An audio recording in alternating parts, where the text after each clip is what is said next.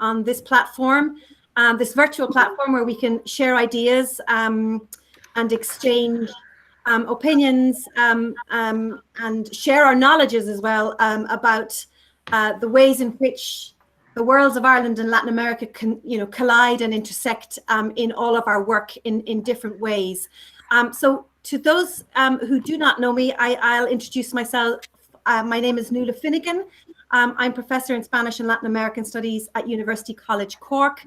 And this set of events, because it's a series of conversations, has been put together by three wonderful people who work with me, Kira Broderick, Carlos Garrido Castellano, and Claire Geraghty. And I'm hugely indebted to them for their energy and their creativity in thinking about how we might advance our conversations given the difficult circumstances under which we're all working with such severe challenges to our mobility, both within the country, but also I know that many of us on the call here today will be used to traveling frequently to Latin America, and that kind of interruption to our work and to our lives is something that is very impactful and that perhaps merits further reflection in terms of how it affects our lives, but also, of course, how it affects our work. So I am really thrilled to be here to open these conversations. We take our role and our responsibility as educators around Latin America very seriously. I hope in our department we have a large number of graduate students working in the area now, as well as staff on postdoc, doctoral level. Claire is one of those, but there are many others from that community who are here this evening. So I'm really pleased that this initiative has emerged out of that community, which is dynamic and continues to grow. And that's a wonderful thing for us to be able to observe here in Cork. So there are lots of speakers. I know they're only going to speak very briefly, and I'm going to hand over to Kira, who will talk you through both the structure, the format, and also introduce properly the 6 wonderful contributors that we have lined up for today's session. So I really just want to say bienvenidos, bienvenidas. Es un placer estar acá con todos ustedes. I'm sure we're going to have some interesting conversations. I will be back to try and ask some questions at the later part. And for now, I'm going to hand over to my colleague, Dr. Kira Broderick, who will introduce the speakers and launch the session. Thank you, Kira. Thanks a million, Nuala. And just to echo Nuala's thanks, it's brilliant to see so many of you here today. As I said, it feels a little bit like a family reunion for some of us, but it's just brilliant to have so many of you here and attending from not just across the country, but far beyond that as well. We've people joining us from across the Atlantic, which is brilliant to have you part of this conversation as well. Hopefully with relative ease and comfort, which we mightn't have been able to have pre-pandemic. So I suppose this is to welcome you to the first of the 3. As Nuala said, these are 3 sessions that will be taking place. And together with Carlos and Claire, who were organising these sessions, we've been kind of considering an event like this for some time. And we thought this could be a good time. This semester could be a nice time to launch it and start these ideas, get the ball rolling, I suppose. So as you can see from Nuala's introduction, our department, we do have a sustained kind of interest, I suppose, in uniting Latin American and Irish cultural, historical, social interests. I see that Dr. Margaret Brennan is with us today, for example, the president of CELAS. Margaret will be joining us, for example, in a future session and be able to talk to us a bit more about the Society of Irish and Latin American Studies and how that's contributing. So there's a lot, I suppose, that we have going on in terms of our research, but also our engagement with the community as well. And that's something I think that's quite important for many of us working in Latin American studies across the island, not just in Cork, of course.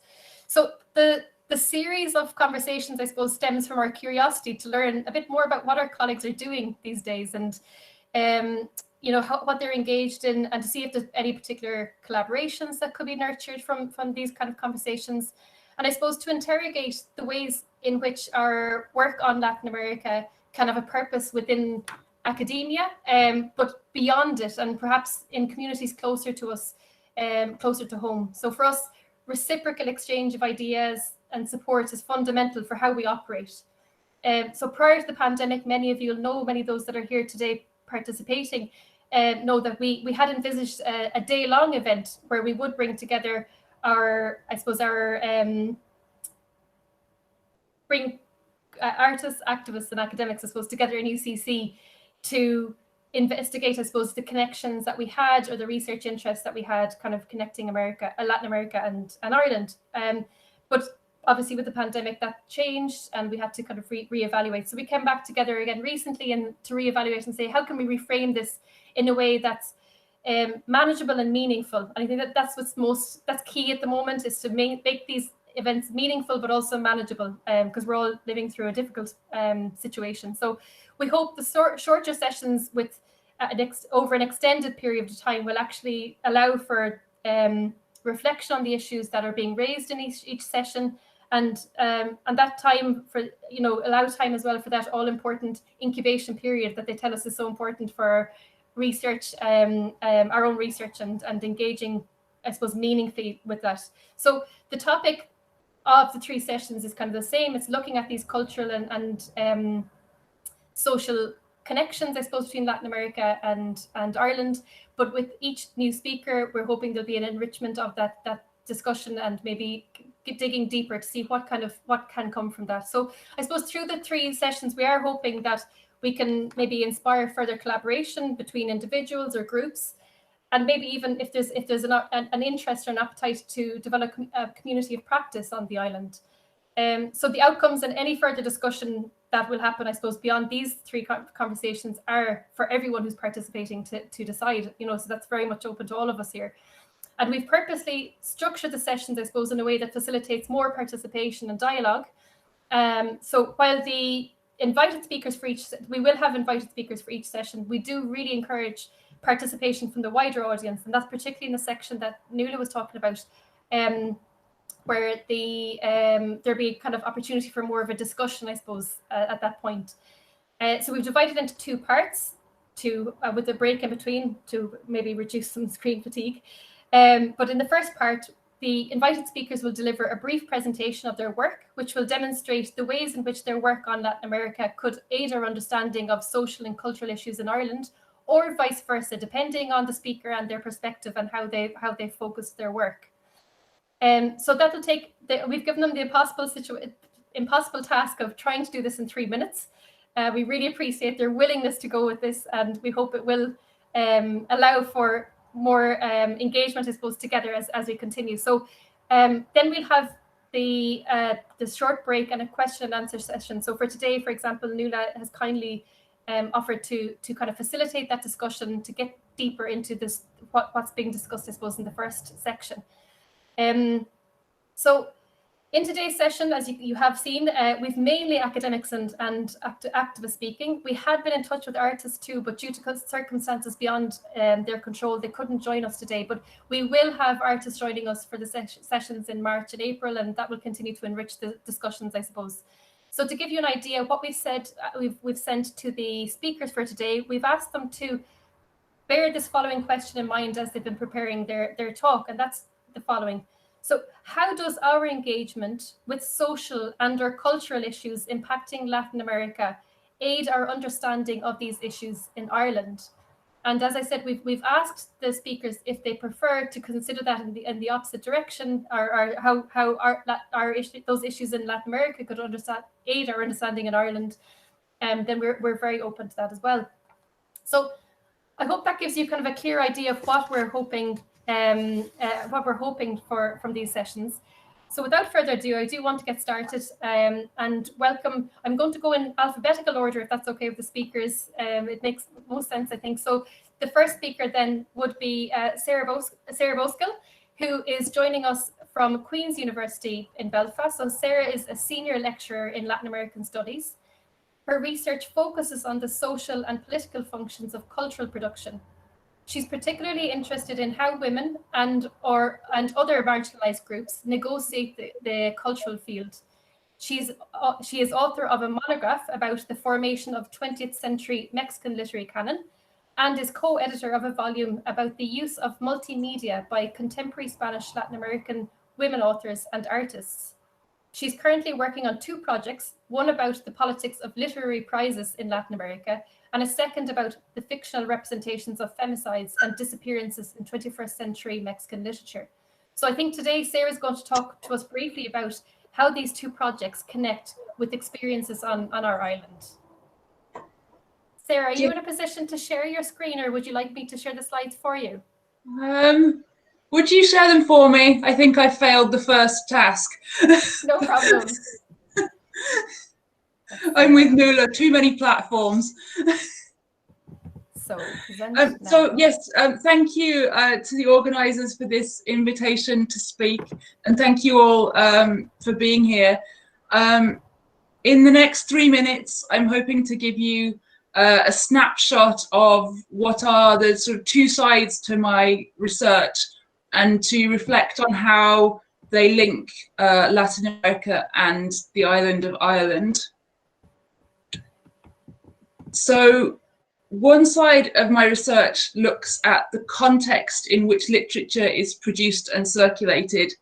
And in this regard, I'm currently studying the politics of Spanish American literary prizes.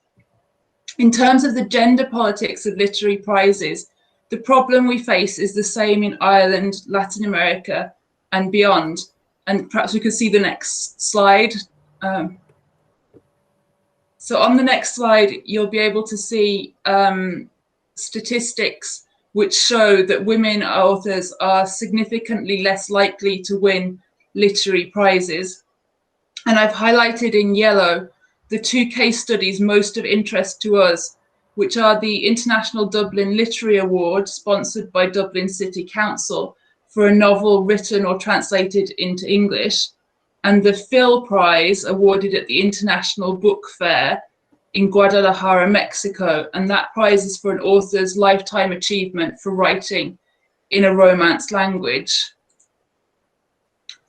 Incidentally, these two cities are using literature to brand themselves in similar ways, and that's another interesting point of comparison, which I could move on to in future research. And if you could look at the third slide, one solution that the two prize-giving bodies seem to be looking at to address the marginalisation of women authors is ensuring that more women are on the juries of those prizes. And Dublin in particular seems to have a policy of having 5 jurors in total, and 1 year there will be 3 women on the jury, and the next year 2. In the last 3 years, the Phil Prize has upped its game significantly, and 4 out of 6 or 7 jurors have been women. There is, however, seemingly no correlation between women on the jury and women winning prizes. So we need to keep working on this and thinking about this shared problem together. The other side of my research is interested in representations of socio-political issues within literary text. And an area of particular interest is the representation of femicides in Mexican literature and literature about Mexico. When I teach this material, I worry that students see these issues as remote and little to do with their lives. But they are, however, all too relevant to us here on this island as well.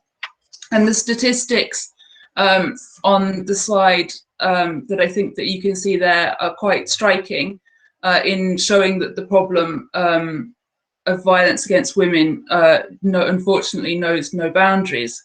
And I can use my teaching to encourage students to reflect on their misconceptions and prejudices about Latin America and Ireland. There's also the possibility, and this is the final slide, of comparative literature. Now, there's a significant body of fiction about the femicides in Ciudad Juarez, and increasingly elsewhere in Latin America. But Lynn Buckle, an Irish author, has noted the difficulty that she had in finding Irish literature on these issues. Why this is the case is a question that we might usefully ask. Analysing these texts comparatively perhaps also better enables us to ask questions about if and how violence against women can be represented. And the question that really interests me is what we might learn from these texts about the role literature might have in tackling these shared social problems. Thanks for listening.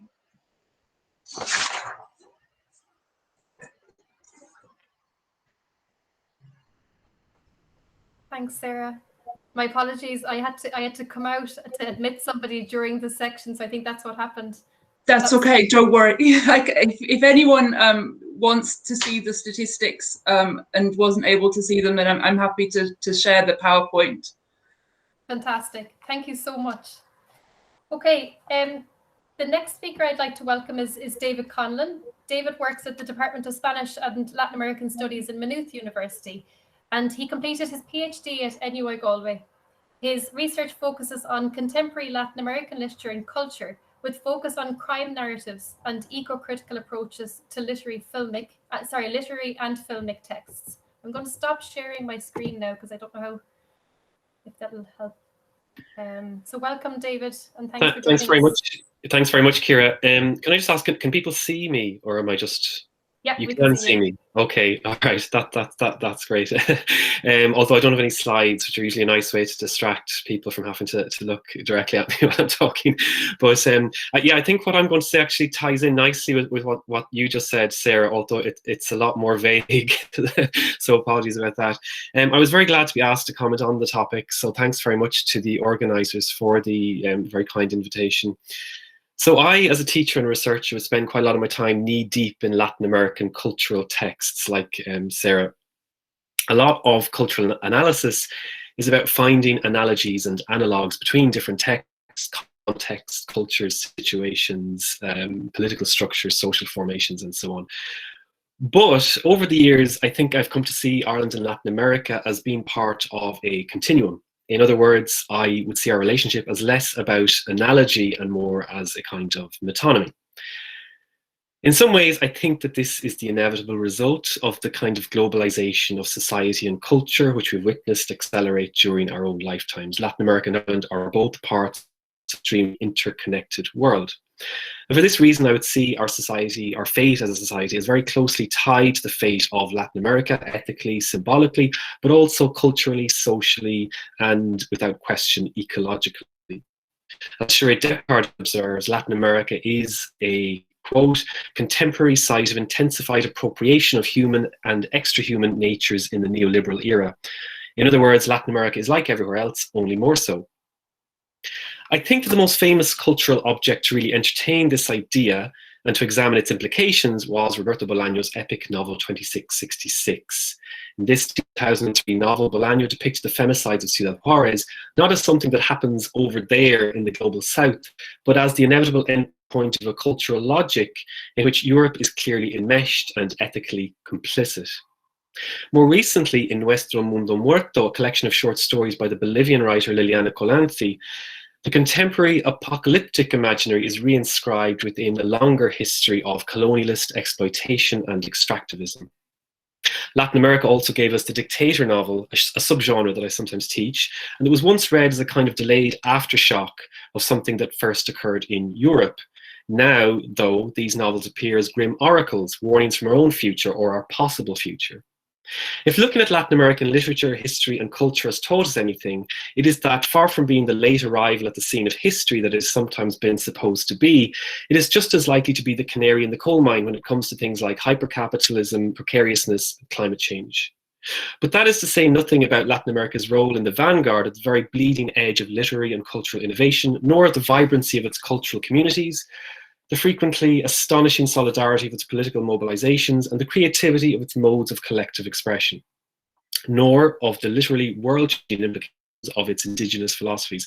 And if I had to choose the thing that first got me hooked, the mind-altering weirdness of its literary traditions. Thanks very much for listening. Thanks so much, David. That was great. Okay, so we're going to move on to Narella Forte. Narella is joining us today from Argentina. Thanks, Narella, for taking the time to join us. So Narella is an Argentinian feminist lawyer and activist.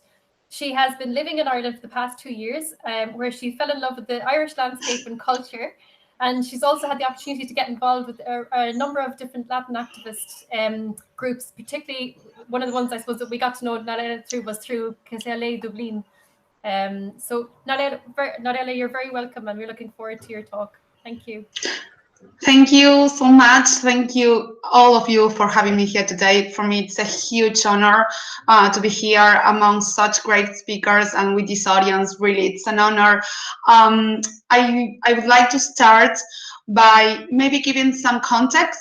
I believe everyone here must know this, but it's nevertheless to point some things, to give some context or what is Latin America, to understand the region, or at least from my point of view, of course. I think it's important to understand that Latin America, it's a region in an entire continent, the continent called America. So when we refer to America, we should use this word to refer to it as a continent composed by 35 different countries, and not as a nationality or a country on its own. So this is the first difference I wanted to do, to understand that America is a large continent that has 35 different countries on it, and two of those different countries, one of them called the United States of America, are, along with Canada, the north part of the entire continent, just like Ireland is the western part of the European continent, right? So the other 33 countries in the continent of America, we are what we are called Latin America. So this is our region, this is our context. And sometimes when we use different ways to express, I understand that is what's been told across the world, across specifically the North and Occidental world. But I'm from the south of America, but I feel just as American as someone from the north. So sometimes when we use the word to describe just one country, we are invisibilization, to the other countries that just perceive themselves as just as Americans as other countries. So this is the region we are trying to today discuss. What are the issues, the social and cultural issues that we can build some kind of bridge with the issues of the cultural and social issues with Ireland. So it's important to understand which are the main structural problems that I believe are nowadays in Latin America. I think we have to understand that it's a region that has been oppressed over the centuries by many, many powerful countries. I think the oppression and the violence that was exercised against Latin America in the 16th and 17th century on the hands of many powerful European countries such as Spain, France, and Portugal have created a structural property, that has not been able Latin America to overcome.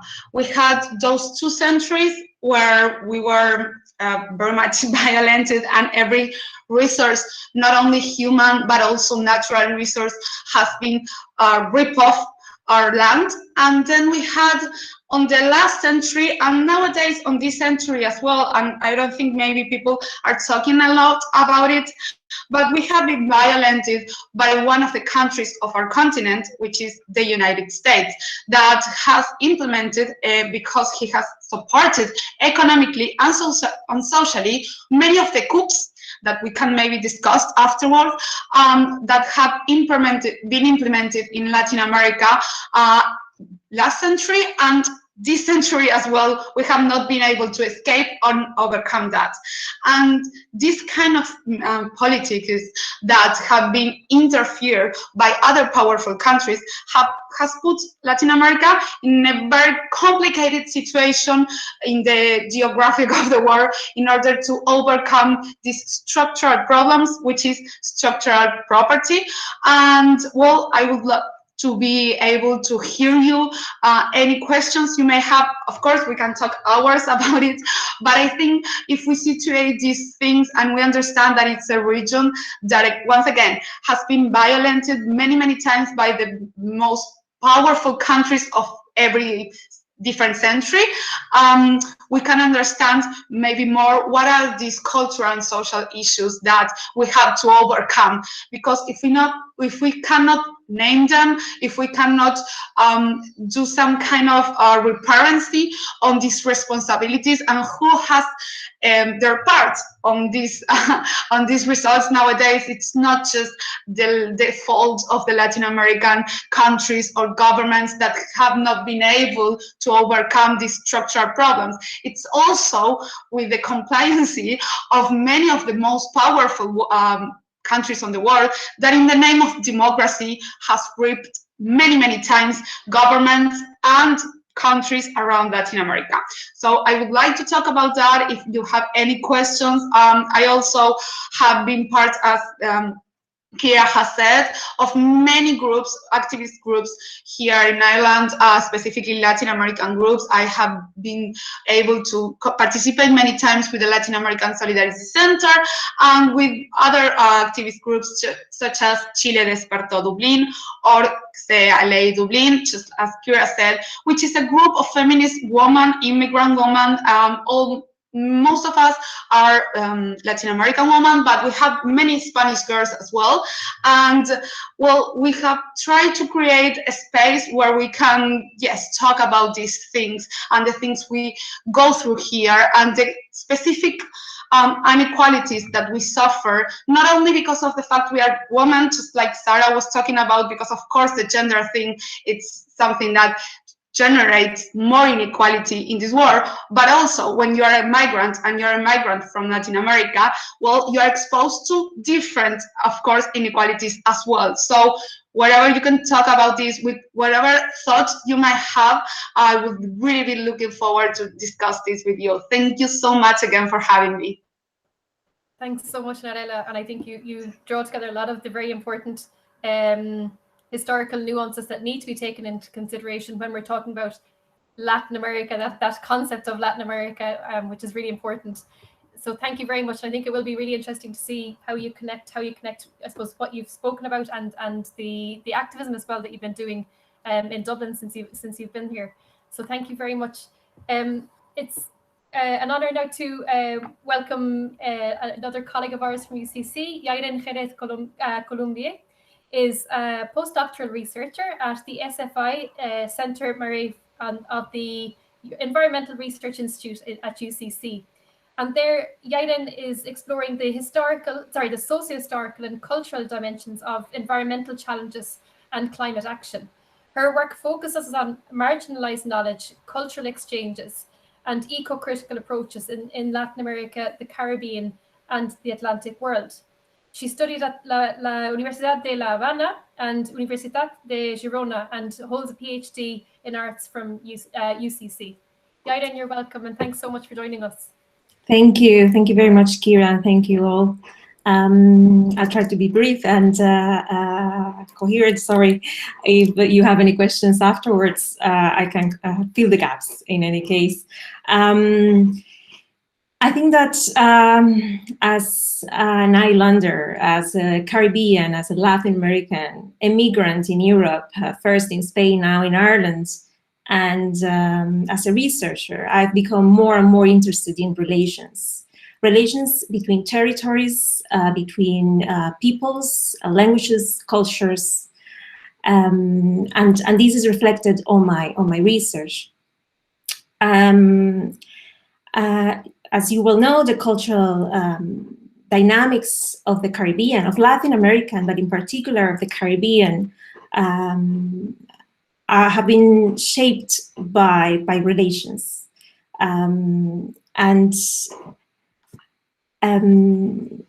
These relations and these cultural dynamics, unstable, changing, have resulted in theories that explain interculturality by looking at the history of the Caribbean and Latin America and looking at the knowledge that has emerged from these experiences. We can understand interculturality today.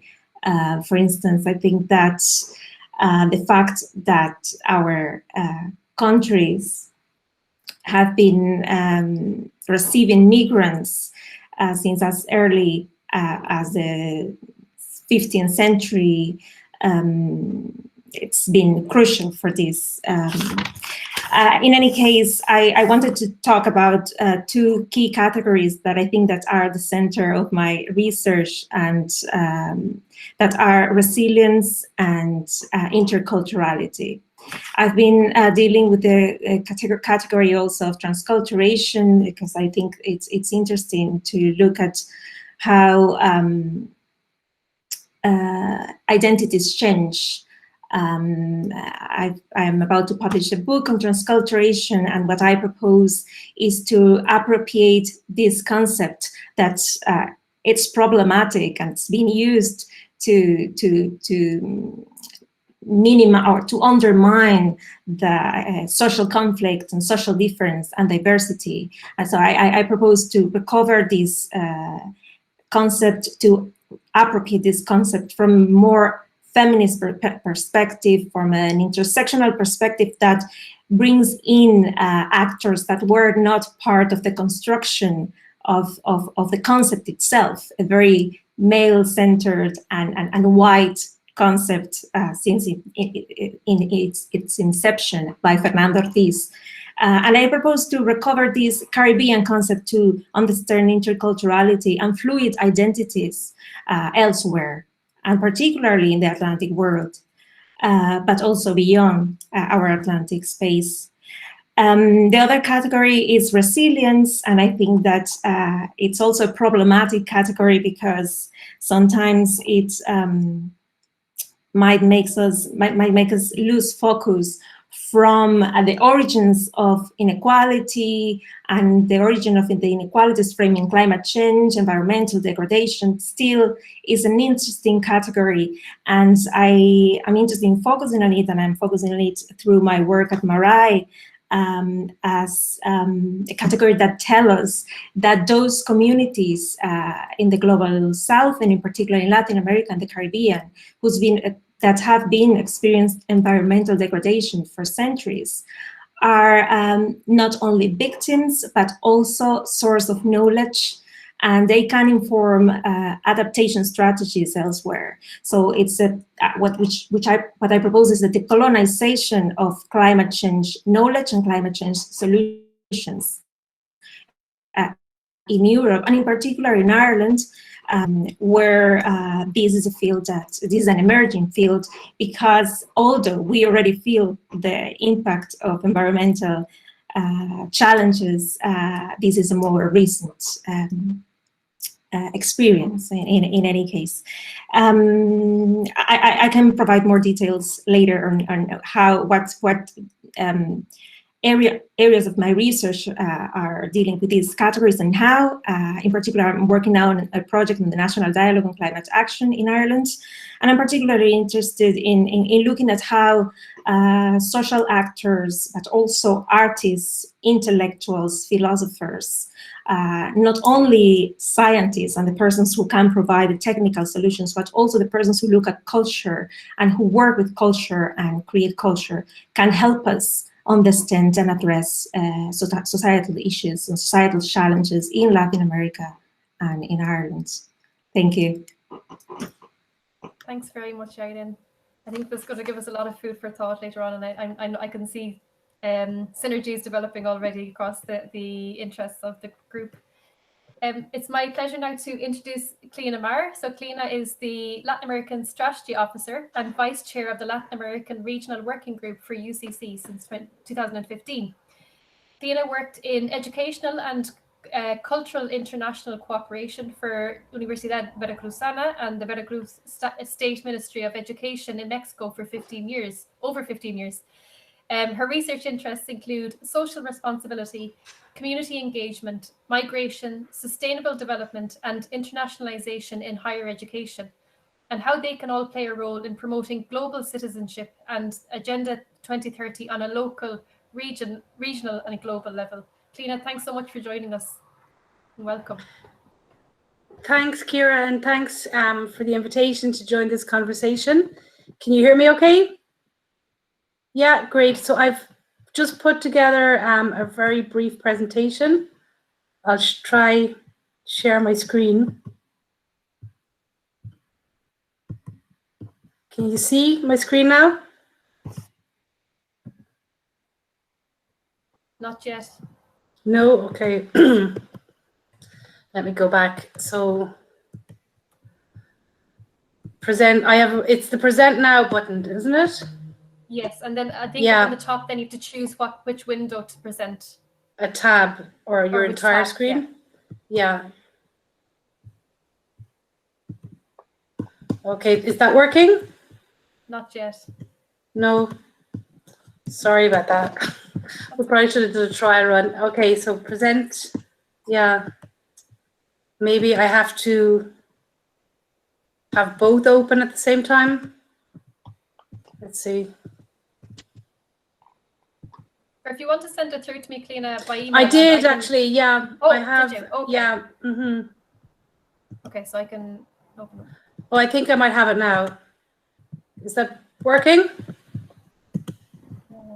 Coming through there. Yeah, we can see it there. Yeah, it is now. Great. Okay.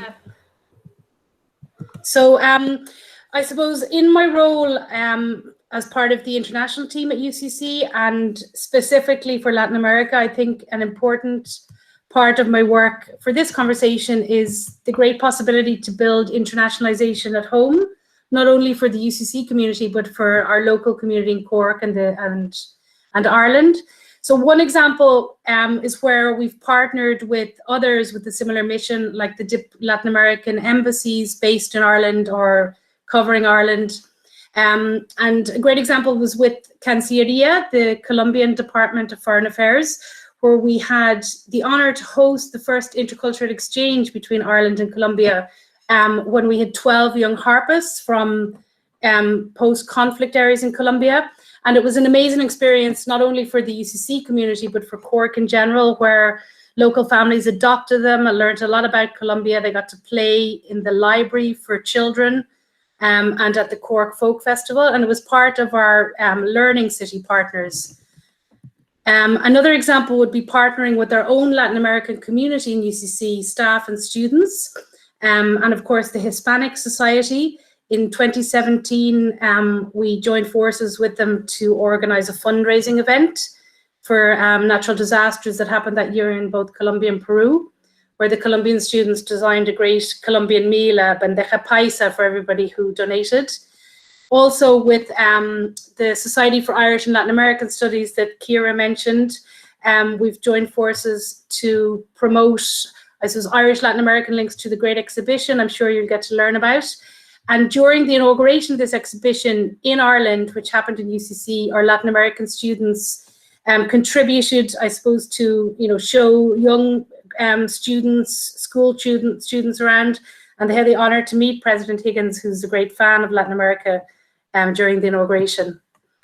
In terms of academic and research cooperation, a lot of our efforts go into topics that would relate to the Agenda 2030 and the Sustainable Development Goals.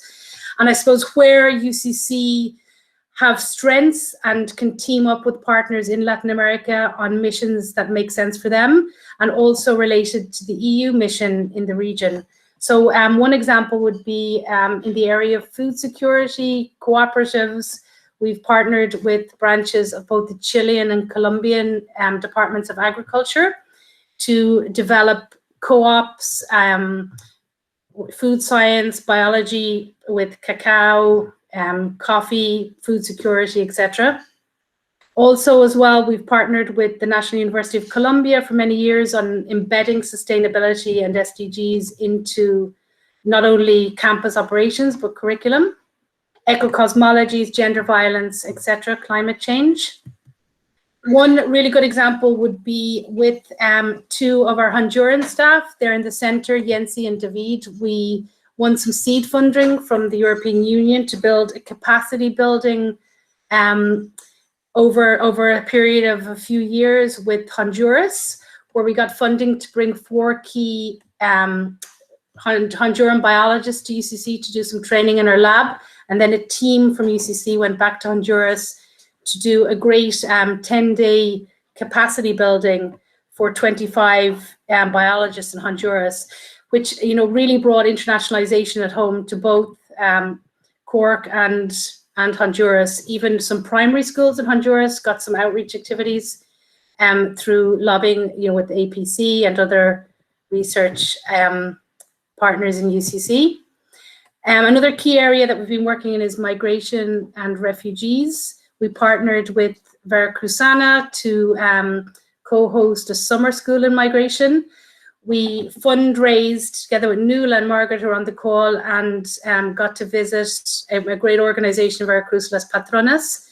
And with Veracruzana, who are also an engaged member of the Talwar network, we have been working on the idea of sharing our University of Sanctuary model to universities in Latin America. Veracruzana got some Mexican federal funding to bring over Claire Doherty to do some workshops in 2019.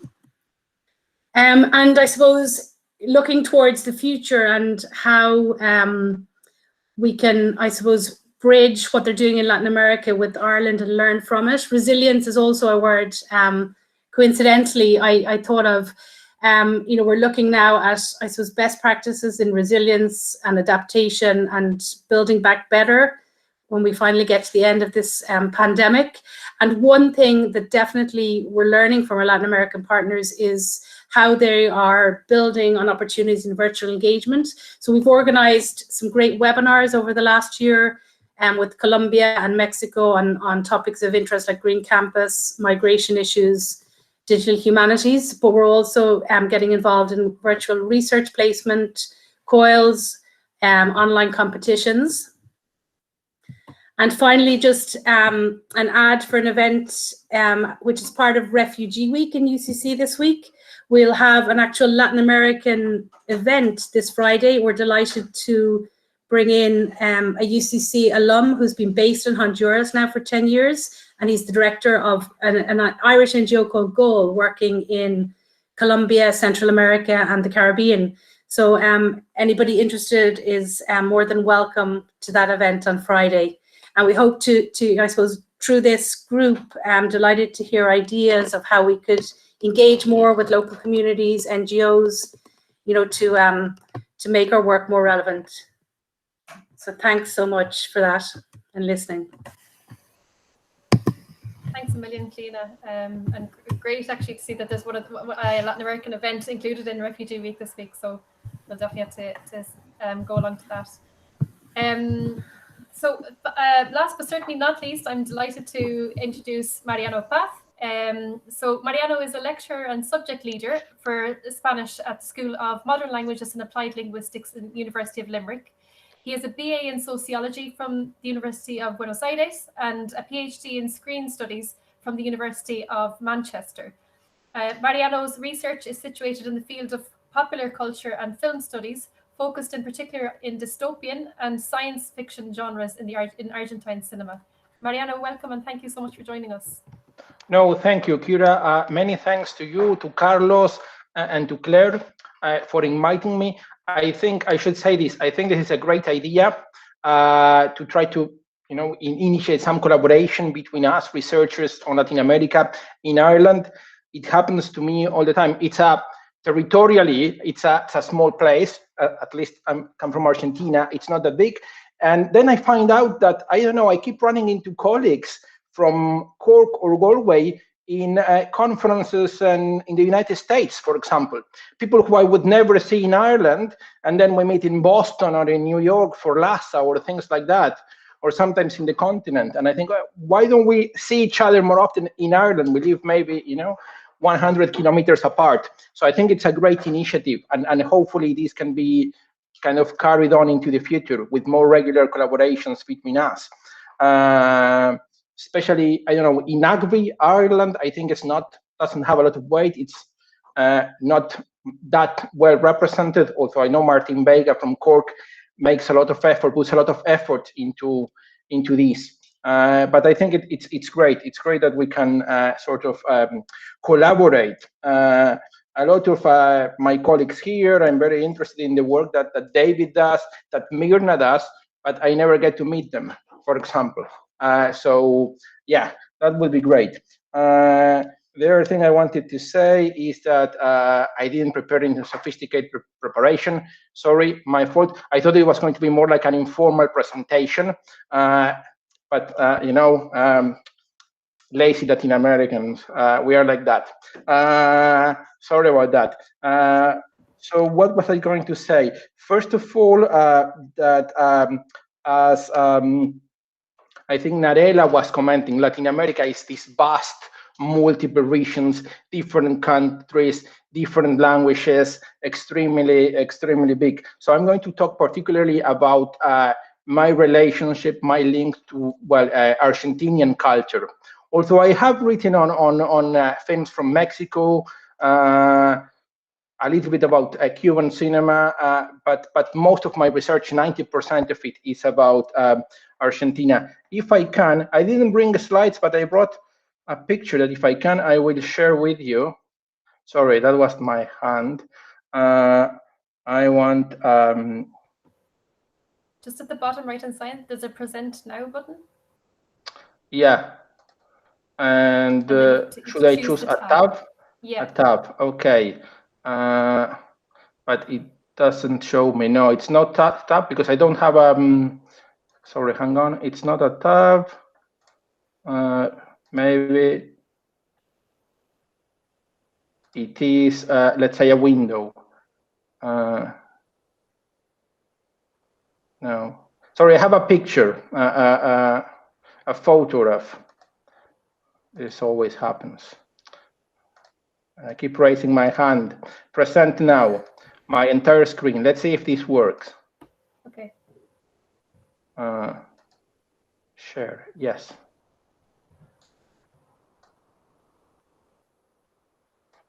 Can you see this? It's starting at now, all? You know, it's coming through now, I think. Yeah, we can see it right. now. It's upside down at the moment. There we go. Yeah, I'm trying to turn it. It's very briefly. This is my diploma from secondary school. Okay, from the Colegio Almirante Guillermo Brown, or William Brown, as you will know it in Ireland. That's all. Did I stop sharing it? Yes. Yeah. So I wanted to show you that, first of all, so that I can show you that I did complete my secondary school. And secondly, so you could see the name of the school, which is Almirante Brown, which of course it's just a sign of the connections, the links that exist, I think, very clearly between Ireland and Argentina, which I have started, well, since I moved to Ireland, I was bringing more and more of this up in my classes, in my teaching, of course, because I think it helps students to understand, the nature of the links, also an idea that David mentioned, how closely related we are in a globalized world, but this started as early as 200 years ago, no? And you see it in my classes in many examples. Two of the most important writers in Argentina of the 20th century have a sort of the surname is Walsh, no, which has also Irish connotations. It brings back to Irish ideas and it's links with the UK as well, no, because it's related to people coming from Wales. I'm talking about Maria Elena Walsh, by the way, and Rodolfo Walsh. Very different writers. This is something that I keep mentioning, you know, in my teaching, so that students could sort of find some connections and maybe understand what I'm trying to say better. I think there is a clear connection also in something that Narella mentioned. She mentioned the colonial history of Latin America, but Ireland also has a colonial history. And the independence movements in Ireland and in Argentina were quite similar.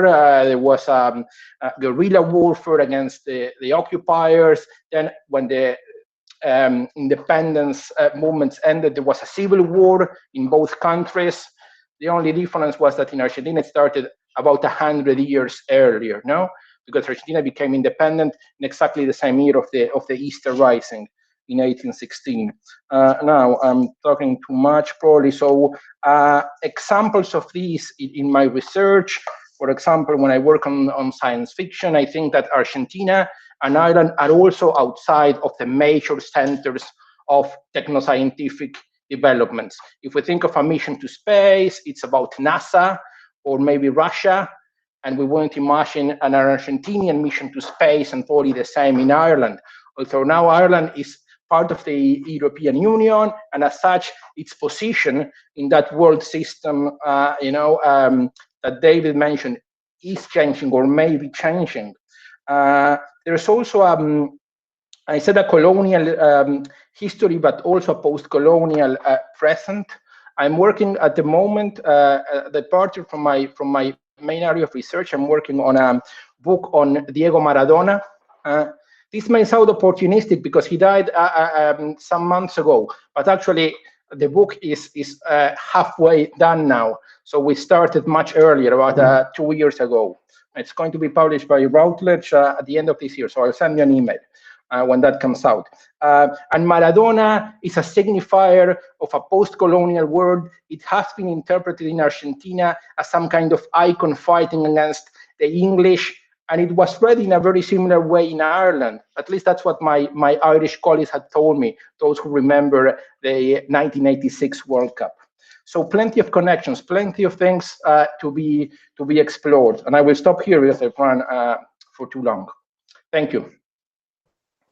Thanks so much, Mariano. We really appreciate that. And I think you've brought together some connections as well with other speakers, which will be really helpful for the conversation. What we might do now is take a 5-minute break, if that's okay. We don't want to take up too much time, but I think it's important to have a little bit of break for screen time. So if anybody wants to grab a drink or anything like that, feel free to do so, and we'll start back maybe just around 7 or even a minute past 7 or so. Is that okay, Nuala, with you? That's fine. That's totally fine, Kira. Yeah, see you in a few minutes. Thanks so much, everyone.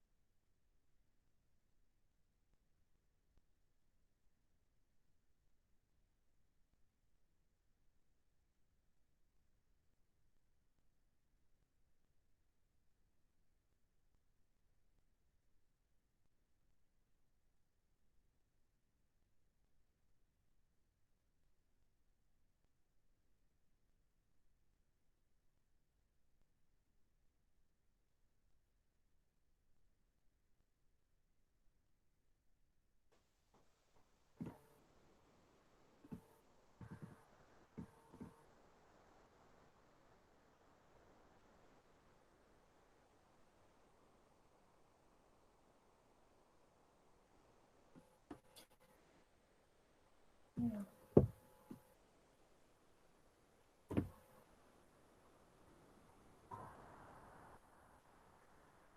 glad to see some of you have gone to get some beverages to keep you going through the next part.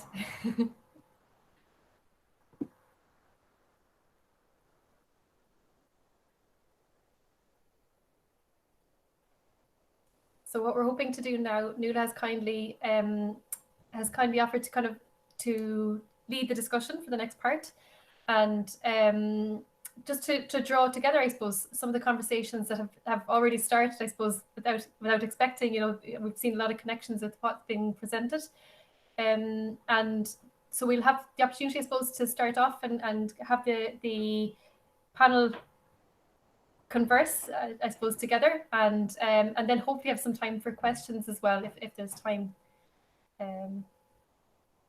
Are you there with us, Nuala? Sorry, yes, I am, Ciara. Sorry. Perfect, no worries. I'll hand over to you, so Nuala, to get started, if that suits. I will. Yes. Sorry. The kettle took a bit longer. Oh, sorry. Take your time. Take your time. No, I'm good. I'm fine. And thank you so much for that, and thanks for handing back to me,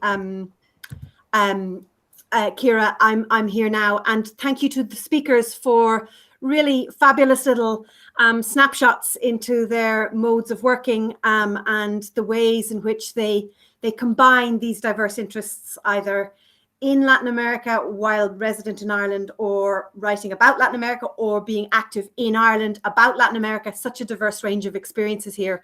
I should say I'm a little disconcerted, Justin, because I'm looking at sunlight in your camera, and I haven't seen sunlight in Cork for quite a while. It's the monsoon season here, and I think it rained. People can confirm it rained for a solid 24 hours, only letting up earlier today. So if I'm a bit disorientated by the bright sunshine that I'm seeing there, but I'm very pleased that you're in it. I'm not going to, in any kind of artificial way, try and bring what everybody has said together. But nevertheless, I think there are so many concepts that emerged from all of the brief presentations that concern all of them, and that also I think will speak to many of those in the audience listening to you. And I suppose the main concept and process and word that emerges from all of you is this notion of bridging, this idea of there being similar historical processes, similar material experiences, interesting ways in which the worlds can connect, whether through, social, cultural formation, or through the way in which we study the objects that we study. And of course, that varies widely across the different speakers. So I think that sense and that notion of bridging is a really powerful one. And I mean, I suppose, share with you just very briefly the way in which that has come to be important in the way that I teach and think and research about Latin America while being located in Ireland, and the way in which it forces a kind of a consideration and a reflection on your situatedness as a scholar, or as an educator, or as an activist, or as an artist.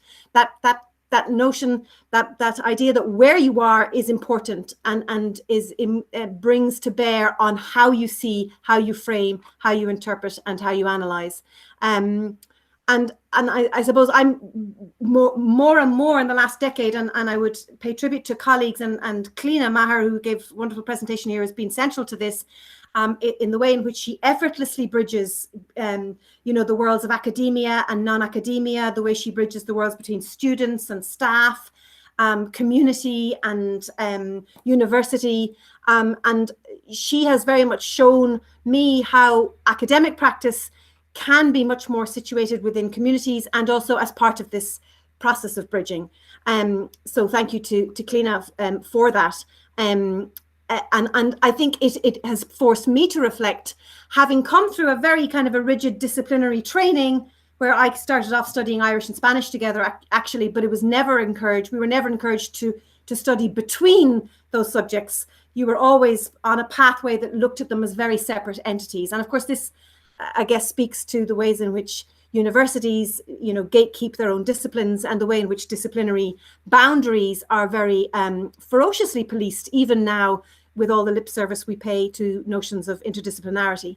So I think that's in a sense my own coming to this set of reflections, and which brings me, I think, to the work of SCILAS and the Society for Irish and Latin American Studies.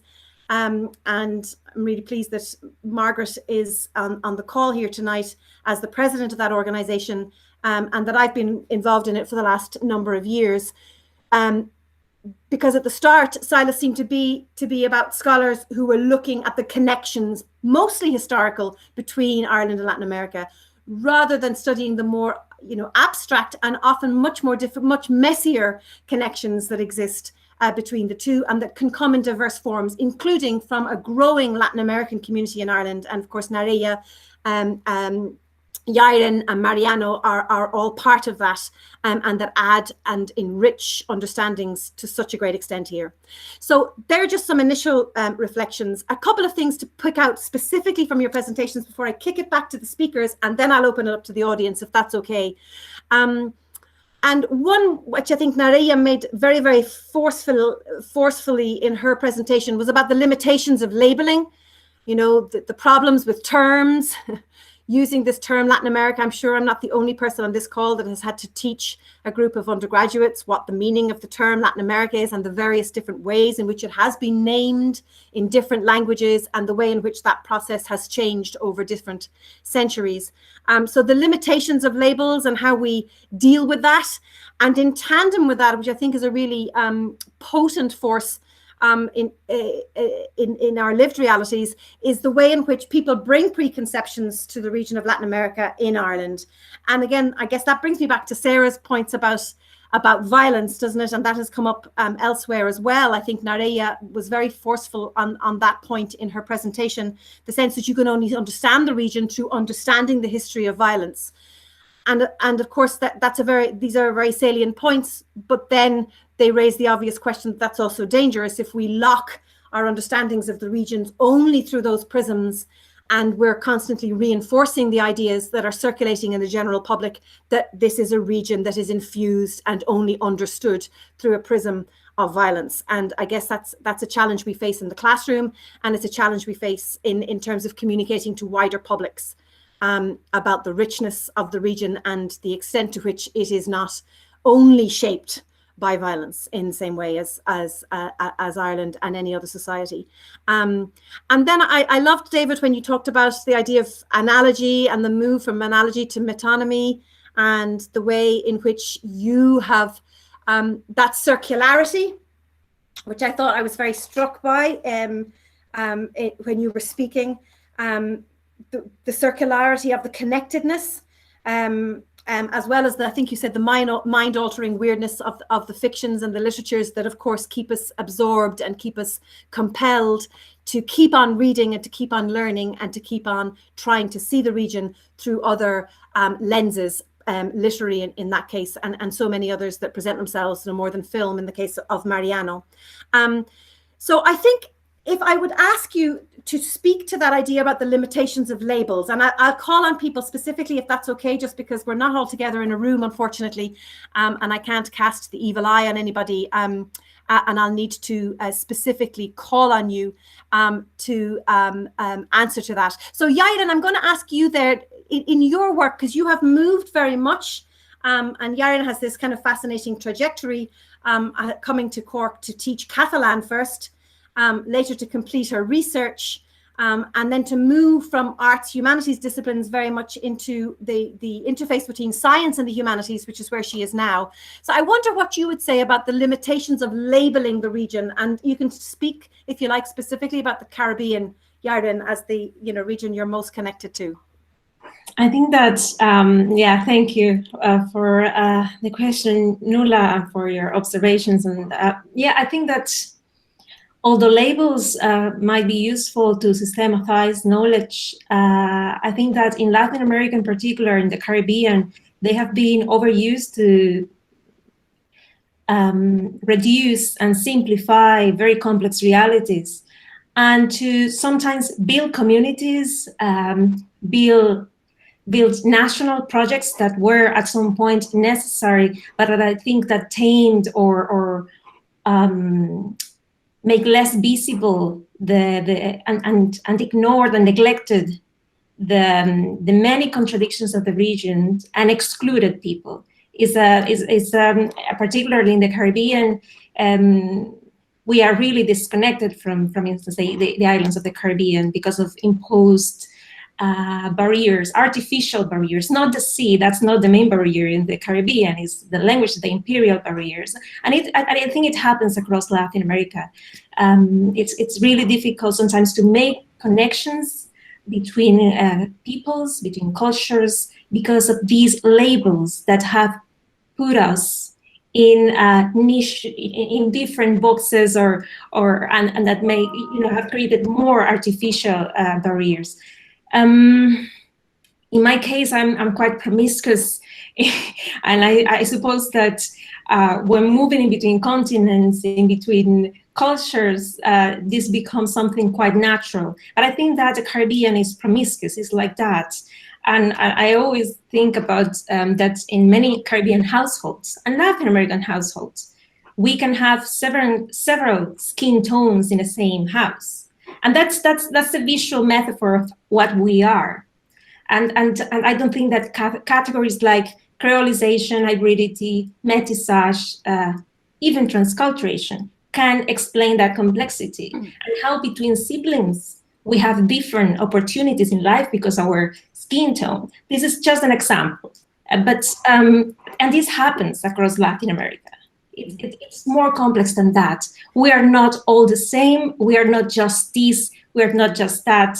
And we all, as individuals, but also as communities, of course, relate with those labels in a different way. So I think that those labels are important, but it's also really important to question those labels and to appropriate them from different perspectives and to remake them, recycle them, but always question them, I suppose. Yes, thanks very much, Yarin. And yes, so much to pick up on there about the messy complexity of the region that these labels seek to name and to describe. Mariana, I wonder would I bring you in just about labeling, and then I very much want to open it up to the audience, and we come back and pick up on some of the points made by the other speakers. Mariana, what about yourself and that specific point? I think you're on mute.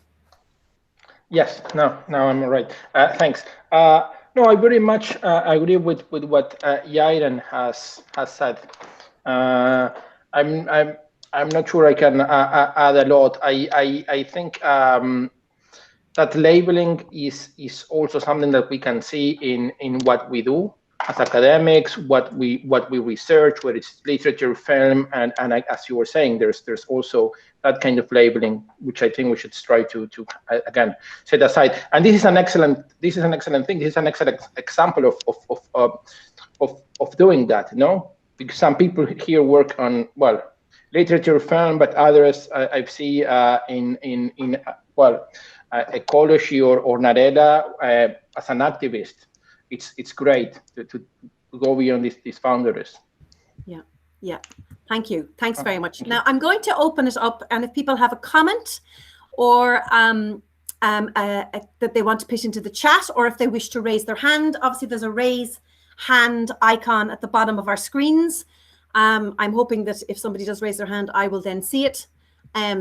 And otherwise, obviously, we can also use the chat function. So I'm going to invite some comments or questions from the audience for any of our speakers, either picking up specifically on what they've said or with a different kind of an observation or question. I'm going to urge people not to be shy, even though I know the platforms aren't very good. Okay, so Myrna, can I get you to come in first, and then Margaret? Myrna, are you on mute maybe? Oh, there you go. There you go. Okay, yes, hello. Okay, yeah, thank you very much to the speakers. It was excellent to hear all of you. And I have a question specific for Narella. Yeah, and Narella, you're an activist, and many people here today, we are teachers, academics, yeah?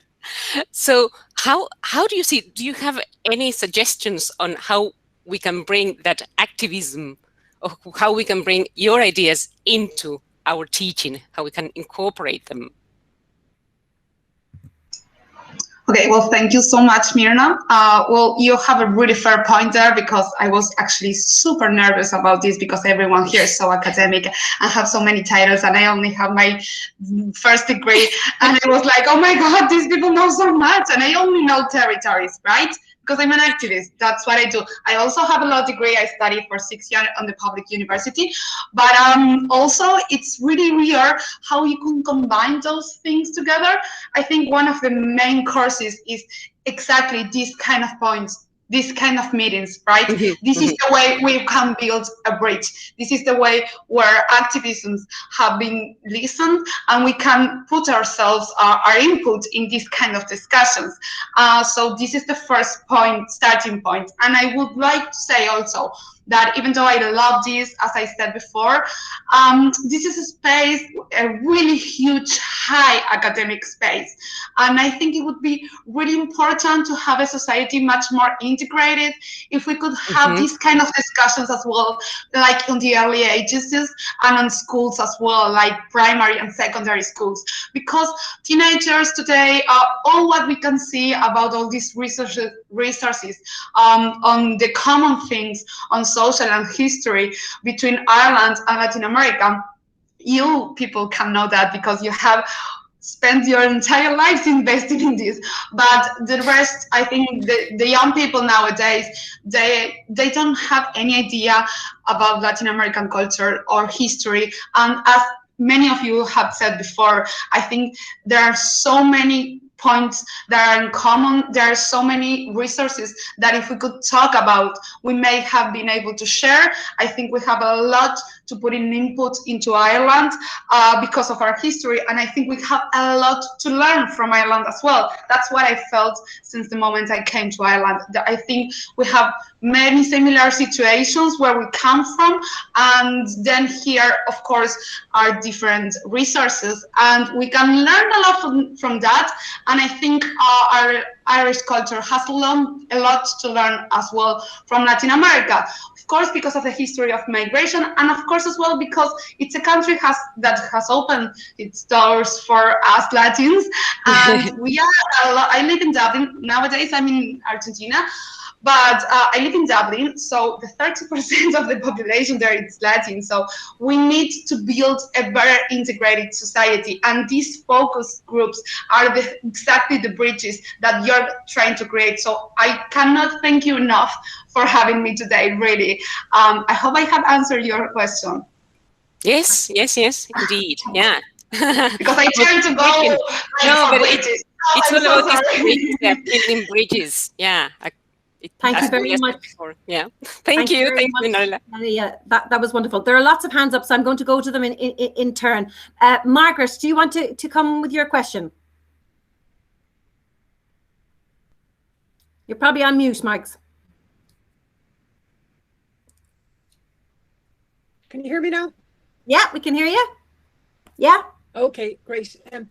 Thanks very much. It's soul food for me to find myself in this kind of a conversation, which doesn't happen very often, maybe once every 2 years for a start at our conferences.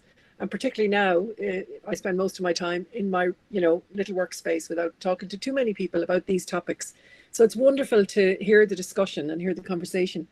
It's a comment more than anything. And coming from, say, the history of migration, from Ireland to Latin America. And it speaks to the question of labeling, and also the question of that Yarin raised on relation between people and between cultures.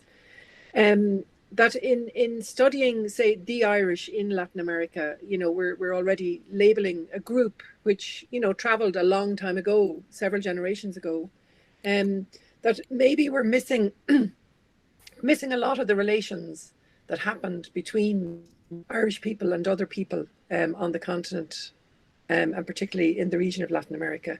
I think it's something that's really being sort of looked at anew in North America, as a topic of migration studies.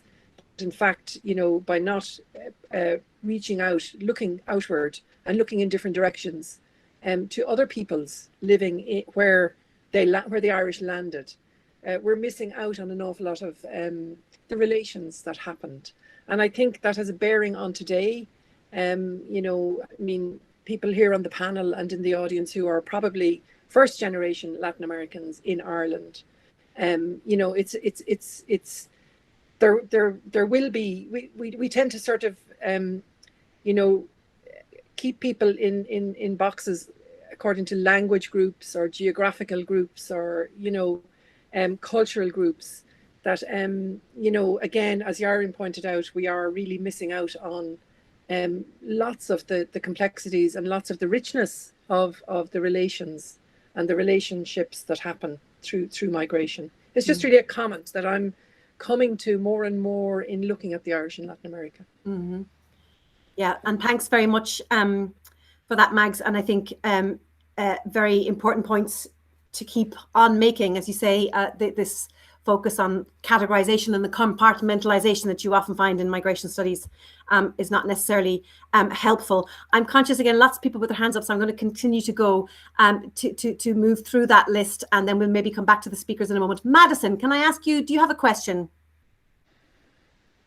This is more of a comment, so if you want, I can wait till the end and someone else with a question can go. No, if you want to go with your comments, that's great. Yeah.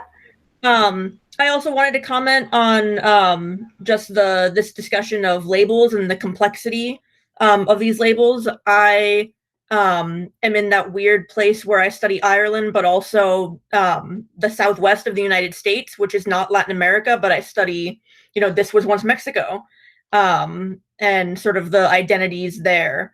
So it was really interesting listening to this talk, and also just having, you know, this outlet, because I feel like whenever I tell people in the US that I'm studying New Mexico and dairy, I get strange looks. So yeah, this was really interesting, and yeah, just thinking about the barriers, and I wonder too, because it didn't really come up today, but borders, and how borders kind of reinforce these, you know, labels we may not appreciate or may not agree with, and yet we fall back to them anyway.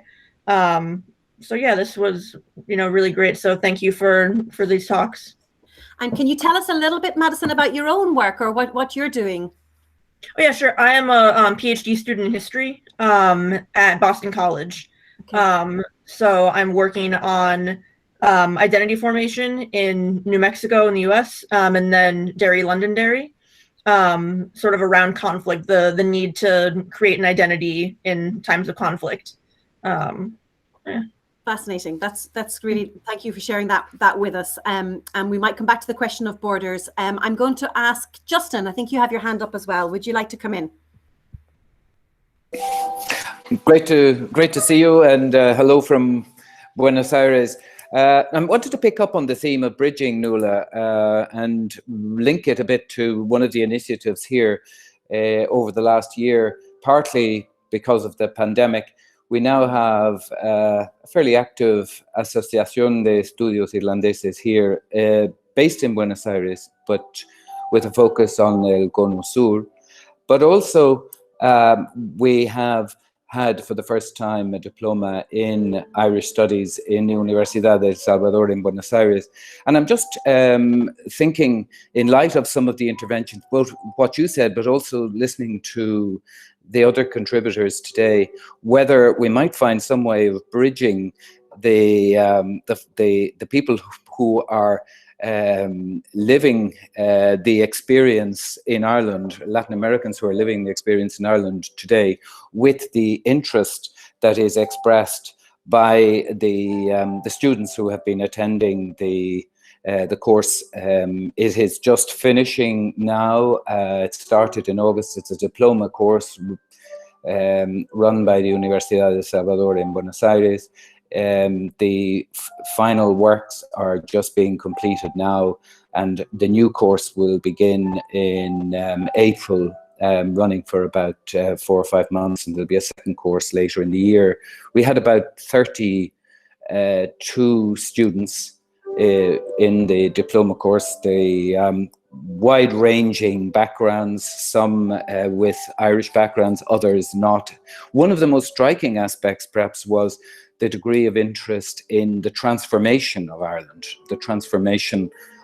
since independence, but perhaps more recently still, the developments in Ireland is socially, economically, politically since around 1960, and the contrasting of that with developments here specifically in Argentina, but more widely in Latin America.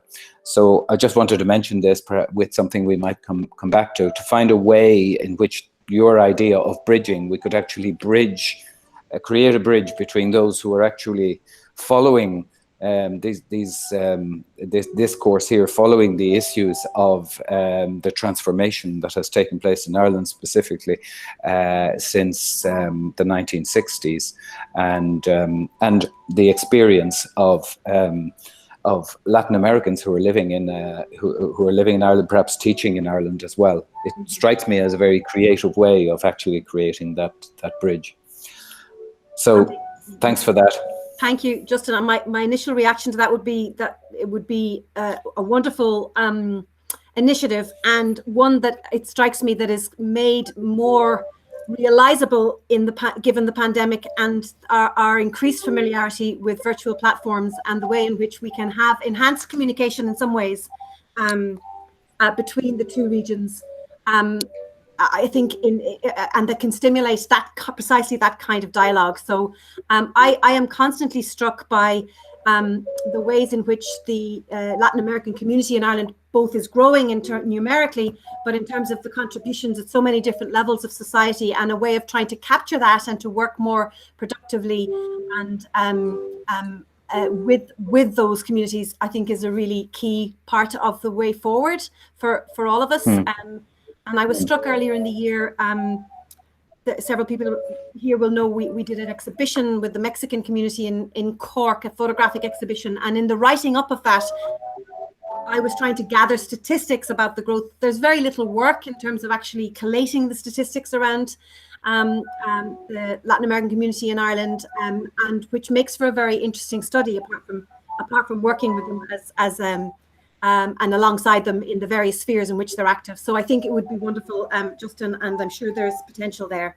I'm wondering, is there are there any other comments or questions? Carlos, did you have your hand up? I thought you had it at one point. Yeah, just before, but it was partially covered. I think it's something that came to mind in relation to Mirna's question as well. And that has to do with how to translate this idea of avoiding focusing on Latin America as an object of research, which is something that in Europe is quite problematic and quite dangerous, I would say, and how to bring this more dialogical, more relational approach to the classroom, and not just asking this in relation to the people who are involved in academic work, but in all the cases, let's say, which strategies would you apply to avoid not just the idea of thematizing and the region, but also the idea of thinking on research as this process? I don't know if are you directing that specifically at somebody, Carlos, or is it just a general question? General. Okay. Don't worry if it's too general, let's say. Because I can certainly pick on somebody to answer it. I don't know, but I'll leave it open to our speakers if anyone wishes to respond. And specifically about the idea of relationality. Sarah, would I bring you in here, if that's okay? And I wonder if it just added to what Carla said. I was very struck by that point you made in your presentation to us, which is that bridging that gap between here, there, where you're talking about violence and talking about violence against women. It's something I'm very interested in as well, both in terms of teaching and research. But, and I'm reminded of that quotation about gender violence, that it happens here as well as over there. And this notion that within this connected global network, these issues just play out. They are the same issues, just played out at different socio-historical moments. in different ways. So I wonder, what would you say about the relationality aspect and the dimension, or the breaking down of that dichotomy between here and there that you would experience?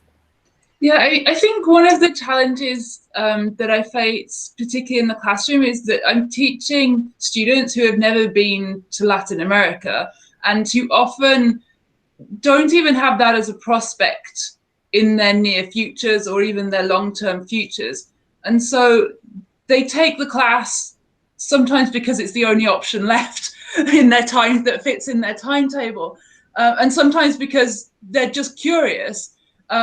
So you're faced with this challenge of, on the one hand, making Latin America real to them, something that doesn't just exist on sort of Narcos Mexico, or something that doesn't exist as magical realism, or something that doesn't just exist as violence, as we've been saying.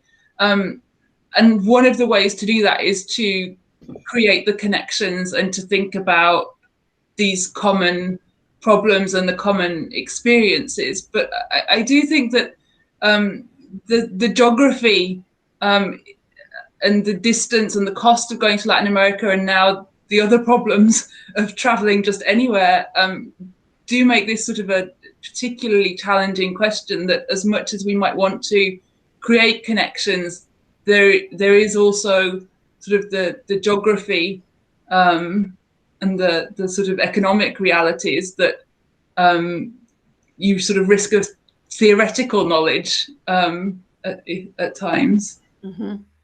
And do you think the enhanced use of technology can help with that, or is it a hindrance, or what would be your sense of that? I don't think that seeing sort of Mexico City on a screen would be quite the same as being there. Yeah.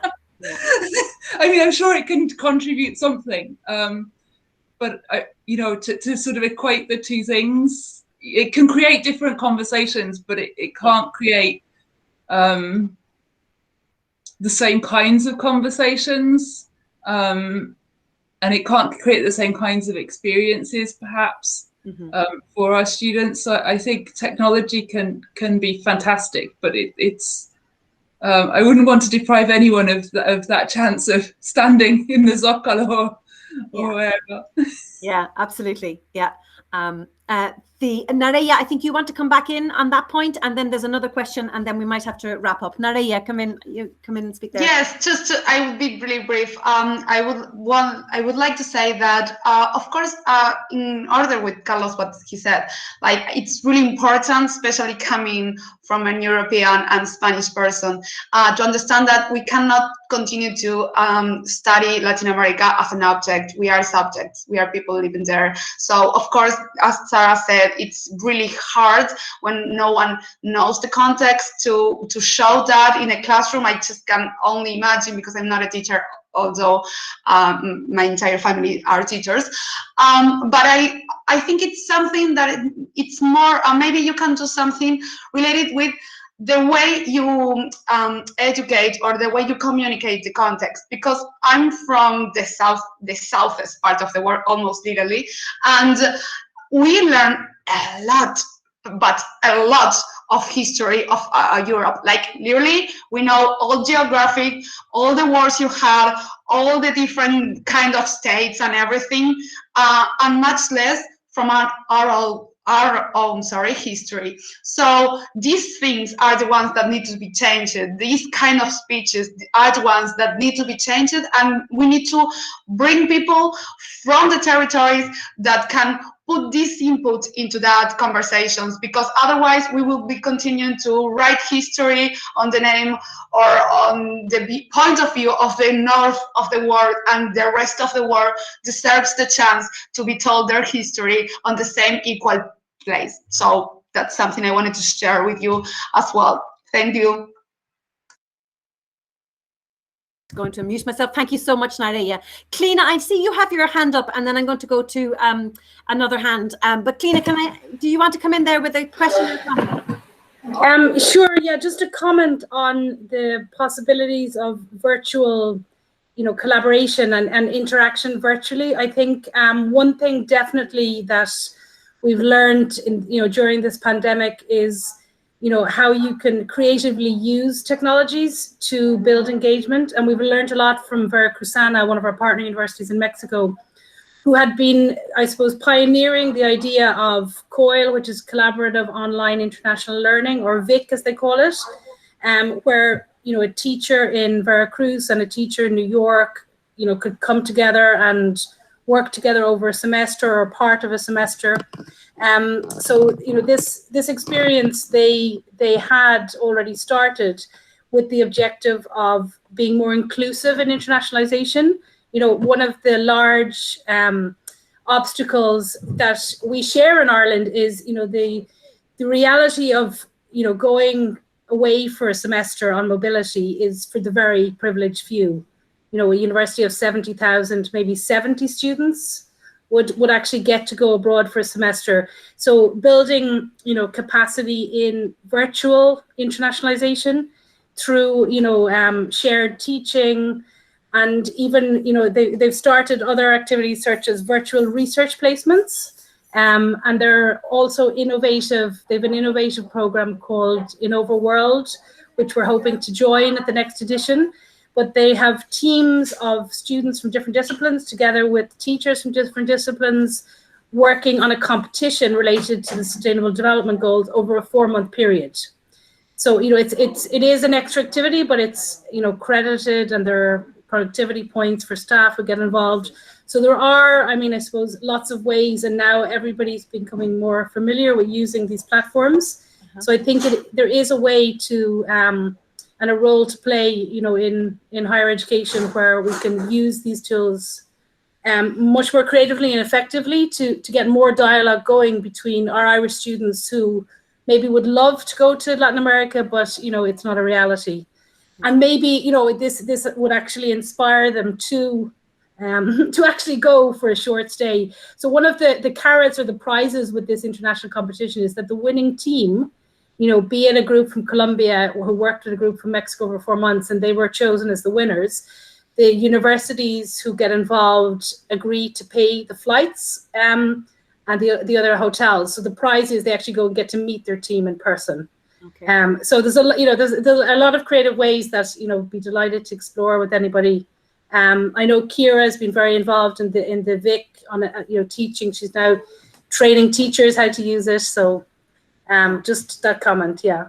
Thanks. Yeah, and it's great to hear of that particular project, Cliona, and I know it's that Veracruzana are very, very innovative in the way in which they're embracing technologies to enhance the connectedness and to enhance their own internationalization program. So it's good to hear that. There's a hand up, and it's coming up as Dreamcatcher Song, which is wonderful. So I'm wondering if that person would like to make themselves known, or if they have a question or a comment, and then I'll draw things to a close after that. Sure, Nuala. Jermorgan is the name, actually. That's a very old alias, and I must try to get rid of it. I haven't managed it. I suppose one of the good things, or perhaps from your point of view, one of the bad things about the lockdown is that there's been so many webinars available to people like me who wouldn't be able to go to conferences, or who may not have the interest to go to conferences. So I've been eavesdropping for the last hour and a half on you guys, and it's been fascinating. The connections, fantastic, really, really interesting. I have an outside interest in South America, in that I'm trying to, and have been trying to, learn Portuguese for a long, long time. So I was a little bit disappointed there wasn't more mention of Brazil, but I did see the flag there in Cliona's, one of Cliona's photographs, so that's good. Just a quick observation stroke question. Nobody mentioned, in terms of connectivity between Ireland and Latin America, of religion. Now, I know religion isn't necessarily the order of the day, and in a way we could live in a post-religious society. But I just throw that out there for you guys. Somebody might want to have a quick question on it. On another point raised by Justin and touched on by Yarin, the whole notion of development and the environment. And for sure, I think in the last few years, particularly since Trump came to power, the whole issue of the Amazon and the destruction of the Amazon in terms of globalization and climate change as that being one of the victims of capitalism, and it certainly is perhaps one of the key, I suppose, issues that have raised the importance of Latin America to the ordinary member of the public, because, as Sarah mentioned, trying to get her students interested in aspects of Latin America perhaps can be quite difficult. We all have stereotypes of Latin America going back years and decades from our own Irish nationalism and our own teaching. But one of the key points in relation to Ireland's development over the last, say, 30 years, particularly since we joined the common market, or the EU as it is now, is the fact that even though it has enhanced the development of the country significantly, it has left a very serious environmental, it has caused a lot of environmental damage. And biodiversity in the last 30 years in Ireland has really been damaged. And we have a serious problem in Ireland at the moment. And that'll be one of the things I presume Yarin will be dealing with in her own work with MARI and the Environmental Research Institute. But I suppose that's a warning for Justin when you're studying the progress of Ireland vis-a-vis Argentina. That's one of the things to keep in mind. That's all I wanted to say. Thank you very much, and for your contributions. And obviously, you cover a broad, expansive areas there between shared Catholic heritage and environmental impacts that are very much on the radar in Europe and across the rest of the world. I don't know, does anybody on the panel wish to respond in particular about the shared Catholic heritage, or again, it's something that's often remarked upon, of course, and has been the subject of considerable study. I don't know, in terms of either teaching experiences or research experiences, whether that's an element that's that strikes people, or even in your dealings. Cliona, I don't know if you, in your constant attempts to move people between Ireland and Latin America, does that come up a lot in terms of a shared sense of viewing the world, however we might want to critique or deconstruct that? Yeah, definitely. I don't know if religion comes up so much so, but I suppose it is, an inherent given that we're both, we share, I suppose, so much culturally, historically, because of, our Catholicism. I mean, one link that I think has been amazing is the whole move to legalize abortion and the feminist movement in Latin America. They really, were, I suppose, so aware of, of how we did in Ireland and what we accomplished in Ireland from a grassroots movement, I think has inspired, the Latin American movement, which is gaining a lot of potential, even, despite lockdown, etc. It'll be interesting to see now on the 8th of March, I had the pleasure of joining the 8th of March protests in Mexico last year when I was there, and it really felt like, this is a huge world movement, and the Latin American movement is so strong, and it's, the link with, I suppose, our shared past of the difficulties of dealing with the Catholic Church definitely is something very positive.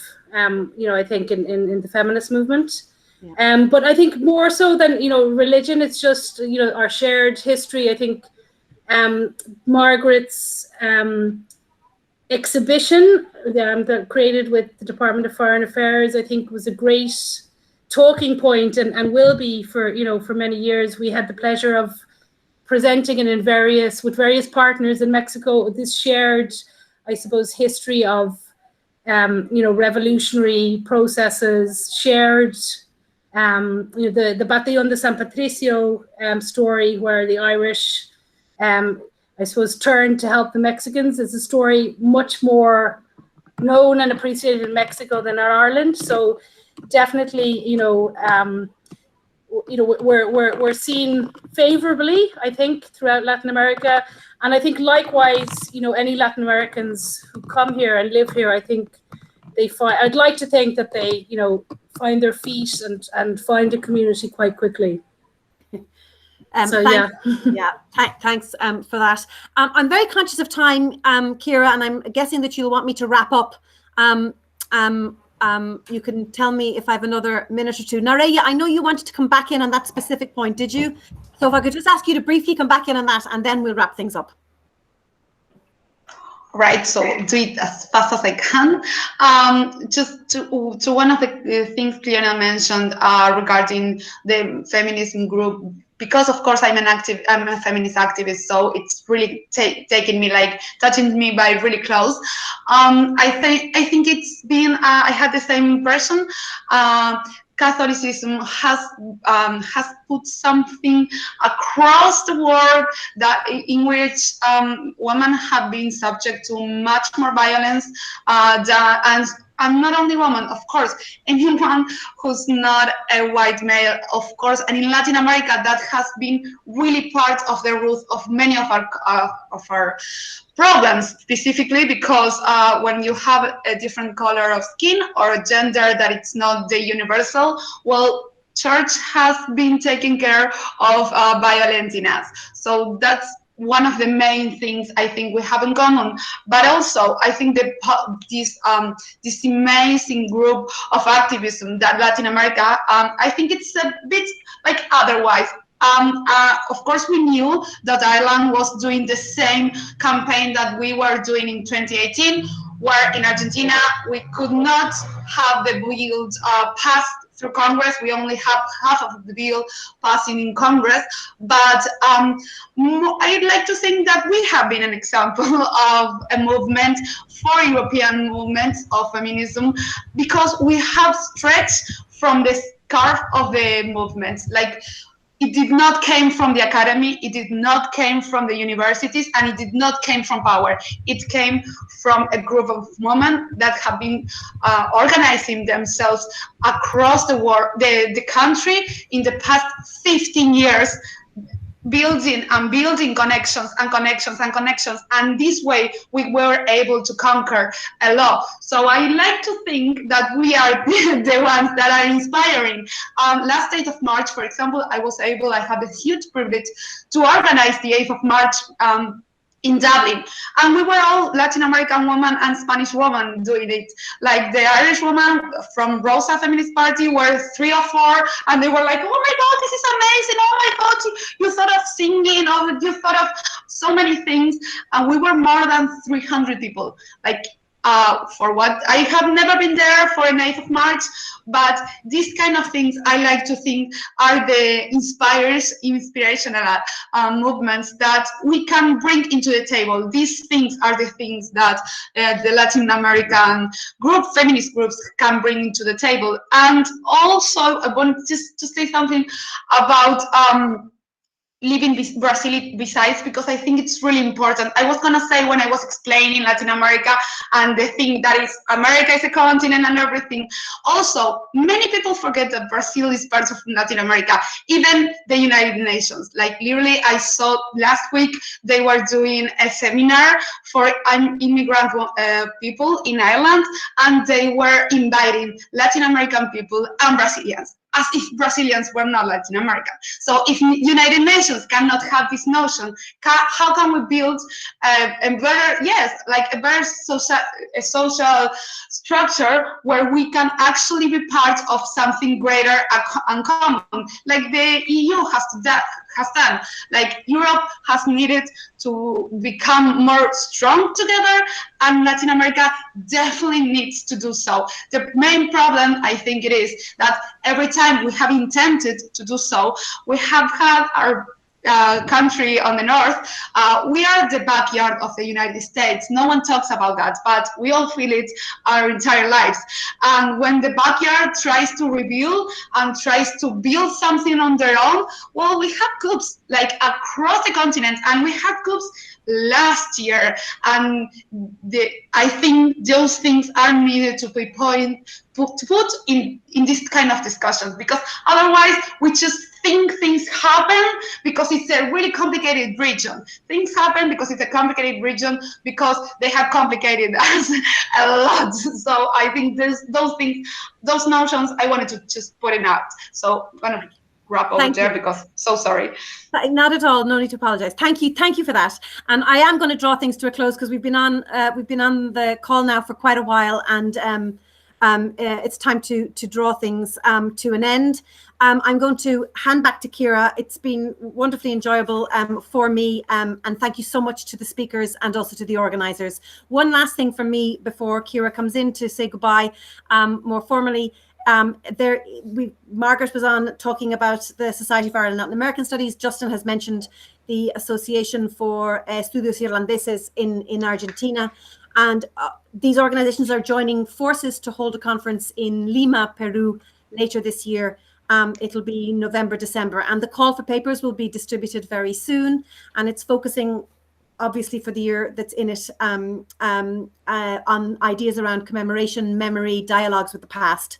So it'll be hugely interdisciplinary and will invite papers and contributions from across a range of areas. So that will be circulated, and again, to encourage people to participate. Of course, it's in Lima, Peru. It will probably be virtual. It may be a combination or a hybrid. It's very difficult to organize in the current circumstances, but we're doing the best we can. So thank you to everybody, and Ciara, I'll hand back to you. Thanks so much, Nuala. And thank you for your expert guidance of that discussion. It was brilliant. It was really fruitful. And I suppose thanks to everyone for joining us. I know some people have had to leave in the meantime, but I think we had a great turnout today. Thank you in particular to our speakers. So to Mariano, to Cliona, to Jairin, Narella, David, and Sarah. I think you've all offered such really thoughtful reflections on the types of connections, the ways in which we can kind of combine the lenses that we all inhabit every day, I guess, through our work, through our personal experiences and things like that, in a very valuable and meaningful way. So I'm really excited to see where we go as we move forward. And just thanks again to Nuala, thanks to Carlos and Claire here as well to support throughout the session and in the preparation, and to everyone for your questions. And we look forward to seeing you. So on the 24th of March, we'll go a little bit earlier. We're going to go from 4 till 5:30. And we hope you'll be able to join us at that time, and we'll circulate more information closer to the time about who'll be joining us. You'll be glad to know, Jerry, that we will be including conversations on Brazil as well, because we certainly know that Brazil is part of Latin America, and we've made sure of that in future conversations. So we'll be delighted to have you part of that conversation. So thanks, everyone, and take care. Thank you. Thank you to everybody. Thank you. Bye. Thank you. Thank you. Thank you, everyone. Bye. Bye. Bye.